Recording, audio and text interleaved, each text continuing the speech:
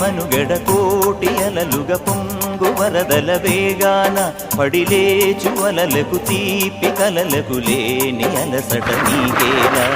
నల్ల నల్ల నీళ్ళలోన ఎల్ల పిల్ల పడ్డట్టున్న అల్లు మల్లు ఆకాశాన చుక్కల్లి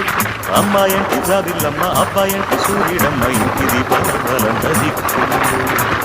ఎవరికి పారే యమునకు నీరే రేవు నీరు నావదంట నావతోడు రేవుదంట పంచుకుంటే గోరు వంక వానగానే గోపురానికి స్వరాల గణగణ గంటలే మోగనేలా గోపబాలుడొచ్చినాక గోకులానికి పువ్వులే పుట్టలేదా